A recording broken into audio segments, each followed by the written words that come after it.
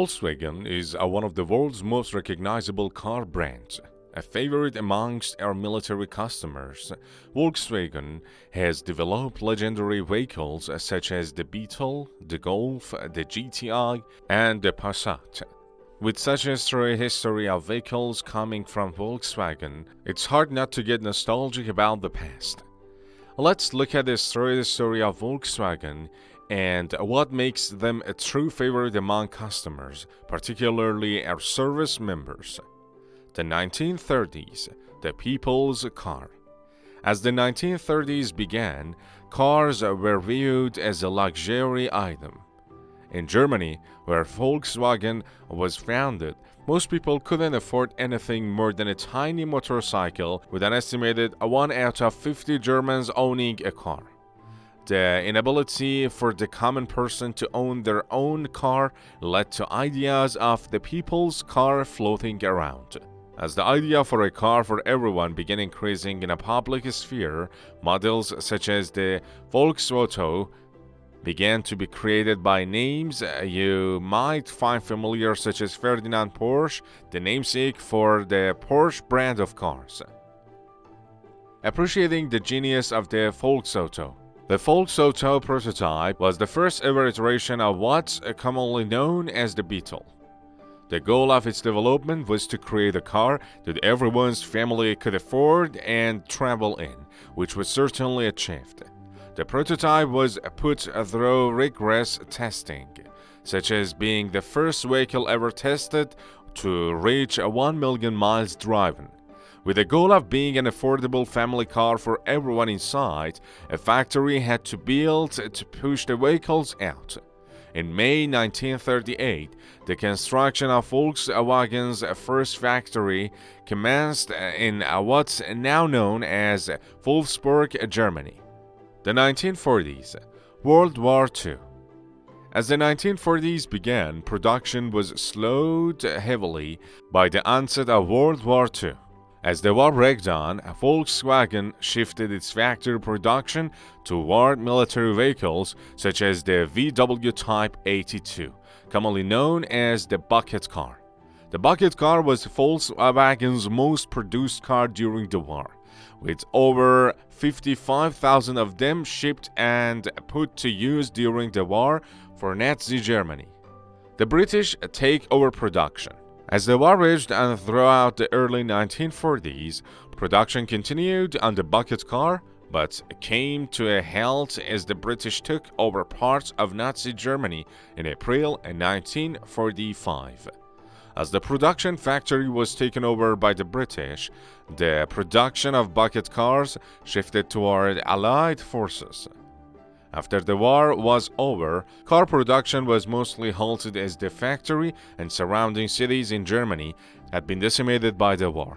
With many unsure of what to do with the previous plans for the Beetle, discussions began taking place to determine if the project was even viable any longer. Outside inventors such as Ford Motor Company decided to pass on Volkswagen, leaving the company to fend for itself in a rebuilding world. The 1950s. The automotive icon of post-war West Germany, Heinrich Nordhoff of the famed automotive company Opel, was chosen to lead Volkswagen out of the World War II era. The Beetle, officially the Volkswagen Type 1, began to ramp up production in late 1949, and by the end of 1950, there were 100,000 cars produced out of the now rebuilt Wolfsburg factory. By 1955, 1 million Beetles had been sold worldwide. The need for a bigger buck. As the need for vans became apparent in the late 1940s and early 50s, Volkswagen set out to create a van that could be used for both commercial and personal use. Out of this development came the world-famous Volkswagen Type 2, or depending on where you're from in the world, you may refer to it as the transport van, the combi, or simply the bus. The love of a bus. The bus quickly became popular worldwide. with the 1 millionth van produced in under 5 years in 1955. The Volkswagen motto at that time was well known worldwide and characterized by the boss saying, "It is a member of my family." By the end of the decade, Volkswagen had plants in Germany, Canada, and Brazil to send their vehicles worldwide, making it a common item in seemingly every house in just a short period of time. The 1960s. Beetle to better. As the 1960s wore on, the hype for the Beetle began to slow down. Volkswagen executives realized this and began to develop alternatives. The sports car Volkswagen Carmangia, while never sold in the United States, quickly became a cult classic amongst car enthusiasts as one of the most stylish cars of its generation. The Volkswagen Squareback. The Volkswagen Type 3 or Squareback was a compact car that was developed to be a bigger and better family car over the Beetle. Providing more space for passengers and luggage, the Squareback, while not beloved in the United States at the time, it became a favorite amongst many car enthusiasts who note that it ushered forth a new era of family travel worldwide. The 1970s. Decline and pivot. Although the Beetle was still popular in the 1960s, by the mid-1970s, its popularity dwindled from slim to none. Sales of its boss and Squareback proved not to be as popular as they had hoped. With the declining popularity of its vehicles, Volkswagen set out to create a new generation of vehicles. This new generation was led by cars still known to every driver today, such as the Passat and Golf. The Passat Attack, Souped-up wagon. The first generation 1974 Passat was the new age station wagon, which at the time was the most innovative car on the market, meant to replace aging Volkswagen models such as the Squareback.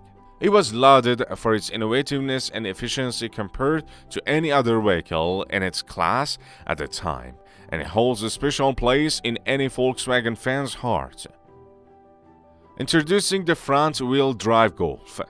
The first generation 1974 Golf was a brand new compact family car meant to replace the Beetle. In opposition to its predecessor, the Beetle, the Golf was Volkswagen's first foray into front-wheel drive.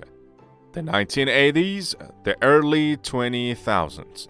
Continued success and expansion. Volkswagen struck gold with its 1970s product line expansion. A car in every class provided the opportunity for any family or individual to own a Volkswagen, making it a beloved household brand for generations. The 1980s, 90s, and early 2000s saw the continued development of the Volkswagen Golf, Passat, and Jetta. An old friend makes a comeback. As the 1990s went on, Volkswagen realized that there was a certain nostalgia factor attached to one of their most famous models ever, the Beetle.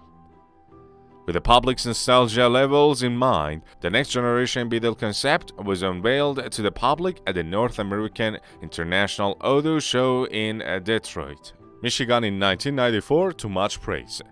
Beetle, the next generation. In 1997, production of the next generation Beetle began. The resemblance to the original Beetle showed the lasting impact the Beetle had on customers worldwide for generations. The next generation Beetle has been noted as one of the most reliable modern vehicles, and it's been popularized in numerous movies and television shows such as the acclaimed hit The Office. The present. Electric love. In 2017, Volkswagen announced plans to develop over 30 electric vehicles by 2025. The ID. Family launched in 2020 and has been a hit with customers everywhere. Volkswagen is currently developing electric vehicles of all types. The nostalgia of the past is still seen in full force. However, with electric versions of the popular Volkswagen Boss set to be developed and produced in the United States in the coming future. Concluding thoughts of a colorful history. Volkswagen is one of the most recognizable automotive brands of all time. From its popular Beetle, the Volkswagen Boss, to sedans such as the Jetta GLI and Artane, to SUVs such as Atlas, Tiguan, and Tuas, and now electric vehicles such as the ID.4 and electric bus. Volkswagen has been a common household brand for generations. To have generations of cars grow up alongside generations of families has produced a relationship like no other between customer and brand. From its beginnings in Germany to its struggles in World War II to its rebirth after the war, Volkswagen has been a consistent and reliable brand for generations, and they show no signs of stopping.